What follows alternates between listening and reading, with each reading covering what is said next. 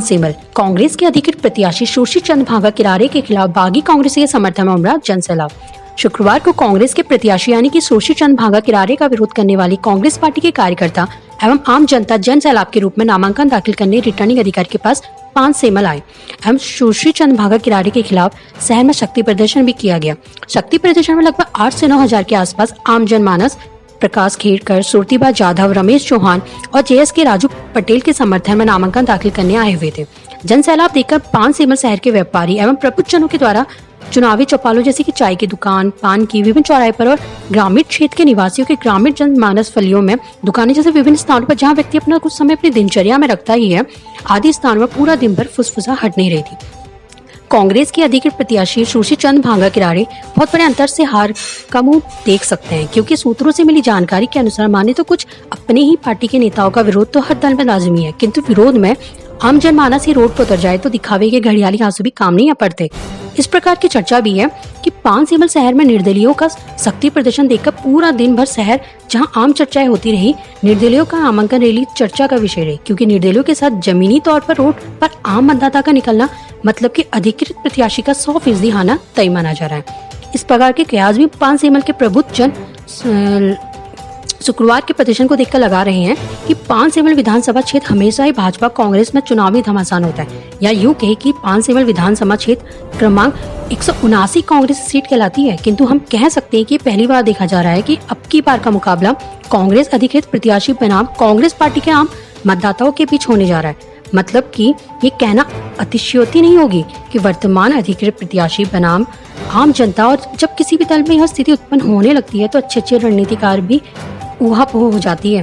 कारण भाजपा प्रत्याशी श्री राम बड़े जो कि एक शिक्षक रहे हैं, उनके संगठन ने पहली लिस्ट में उनका नाम फाइनल कर दिया था। इससे उन्हें क्षेत्र में भ्रमण का भरपूर समय मिला है, क्योंकि शिक्षक फील्ड से आते हैं, इसलिए वो अपने काम में माहिर है। उनके अपने दल में इस प्रकार की कोई स्थिति नहीं है, किंतु कांग्रेस के प्रत्याशियों के खिलाफ आम जनता का आक्रोश जो निर्दलीयों के समर्थन में दिखा वो कांग्रेस कोर कमेटी और कांग्रेस स्क्रीनिंग कमेटी के निर्णय में पुनर्विचार का एक और अवसर है। अन्यथा करण अर्जुन फिल्म का वो डायलॉग चरितार्थ होते देने लगेगी, ठाकुर तो गियो। क्या नाम सर आपका? मैं प्रकाश धूर सिंह खेड़कर और सामाजिक कार्यकर्ता हूं, और मेरे परिवार में 1952 से लगातार दादा परदादा सरपंच और कई पद पे रहे, और उसके बाद 94 से मेरे पिताश्री आदरणीय धूर सिंह खेड़कर सरपंच रहे ग्राम पंचायत मनपुरी के। कौन सी पार्टी से? कांग्रेस पार्टी। आप भी उम्मीदवारी दिखा रहे हैं, आज आपने नामांकन दाखिल किया है जी। तो आपने क्या महत्वाकांक्षा रखी थी? मैं और मेरा परिवार शुरू से कांग्रेस पार्टी में रहा है, और मैं खुद कांग्रेस पार्टी का कार्यकर्ता हूं, तो इसी को देखते हुए मैंने कांग्रेस पार्टी से उम्मीदवारी की, और पिछले 3 बार से 3 पंचवर्षीय 2013, 18 और इस बार 2023 में हमने दावेदारी की, लेकिन हमको अधिकृत नहीं किया गया। लेकिन हमारी कुछ समय पहले ही आदरणीय प्रभारी सुरजेवाला जी से बैठक हुई है, और उन्होंने हमें उम्मीद दी है, आश्वस्त किया है कि विचार करते हैं। नहीं, जो विचार मंथन हुआ 12 सीटों पर, उसमें भी अभी तक तो उनका नाम नहीं कटा है। जी बिल्कुल, अभी अधिकृत उन पे चर्चा चल रही है, और जहां पर अभी सुनने में आया है कि अभी इनको अधिकृत को फॉर्म भी जो है मिलता है वो नहीं दिया गया है, उस पर विचार विमर्श जारी है, मंथन जारी है, और जल्दी ही हमको एक पॉजिटिव खबर मिलेगी। क्षेत्र की जनता से विधानसभा की आप क्या कहना चाहेंगे? क्षेत्र की जनता से मैं अपील और आह्वान करूंगा कि अभी एक धैर्य बनाकर रखें, और यदि पार्टी अगर हमारे दुख दर्द को या फिर हमारी नाराज़गी को समझती है तो अवश्य ही वो हमारे फेवर में डिसीजन देगी। लेकिन आप जब इतने वर्षों से कांग्रेस में थे तो आज आपकी महत्वाकांक्षा ने आपको कहीं ना कहीं निर्दलीय बागी बना दिया है, उसके लिए आप क्या कहेंगे?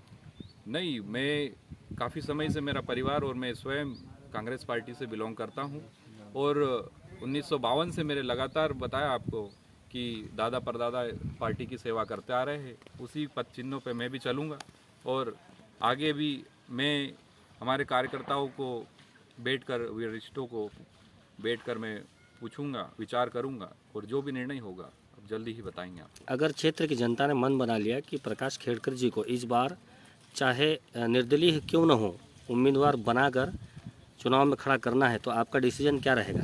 मैं वरिष्ठों के साथ में विचार विमर्श करूंगा, उसके बाद निर्णय लूँगा। सुरजेवाला जी के जो मंथन मीटिंग वगैरह जो चल रही है, जी, क्या आप बता सकते हैं कि कोई विशेष कारण रहा होगा जिसमें आपके नाम पर विचार नहीं हुआ?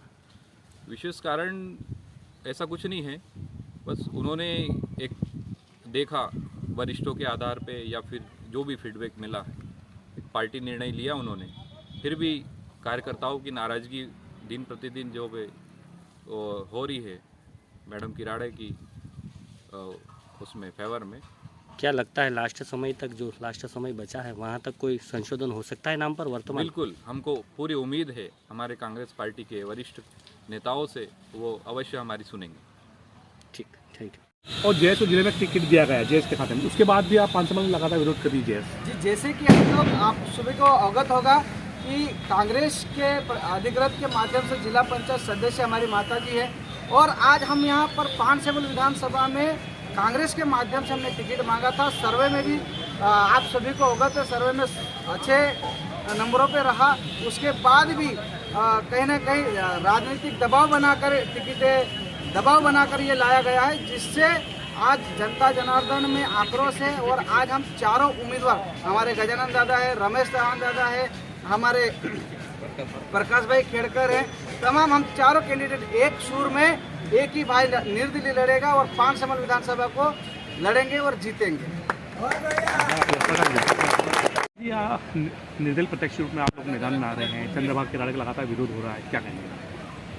देखिए, चंद्रभागा किराड़े जी जो है पूर्व की विधायक हैं, और उनको जो जिम्मेदारी विधायक होने के बाद में मिली थी वो जिम्मेदारी नहीं निभा पाई है। इसीलिए यहाँ के जो मतदाता है पानसेमल विधानसभा के, उन मतदाताओं का विरोध है, और निर्विरोध उम्मीदवार के रूप में हम खड़े हैं, और निर्दलीय उम्मीदवार के रूप में हम खड़े हैं। और अगर जो है ऐसा ही माहौल आपके सामने जो दिख रहा है, ऐसा ही माहौल ये बना रहेगा, और अगर चंद्रभागा का टिकट नहीं बदलता है तो भी हम लड़ेंगे, और वो लड़ेगी तो उसके सामने ज़रूर जो है निर्दलीय उम्मीदवार के रूप में चुनाव लड़ेंगे।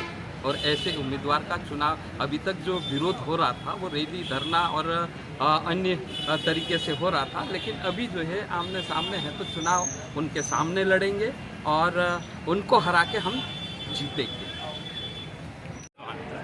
चौहान जी, आप निर्दलीय प्रत्यक्ष रूप में सामने आ रहे हैं, क्या कहेंगे आप? देखो, हम कांग्रेस पार्टी का है और अभी भी है, तो हमारा ये उद्देश्य है कि हमारे क्षेत्र का जो विधायक था, जो काम करने का था वो नहीं कर पाए, इसलिए हमारा मतदाता, हम नहीं चुनाव लड़ रहे, हमारा मतदाता चुनाव लड़ रहे हैं, और मतदाता का मांग से हम चुनाव लड़ेंगे। और आगे हम चारों उम्मीदवार हैं, एक साथ रह के लड़ेंगे चुनाव। और हाईकमान अभी भी हमारी बात मानते हैं, तो चारों में से किसको भी अभी टिकट कैंसिल करके दे दे तो हम उसके साथ है, नहीं दे तो हम हमारी बिना खबर से, बिना पैसे से इतनी हमारे साथ पब्लिक आई है, मतदाता, वो हम हमारा जो निराकरण वो करेंगे।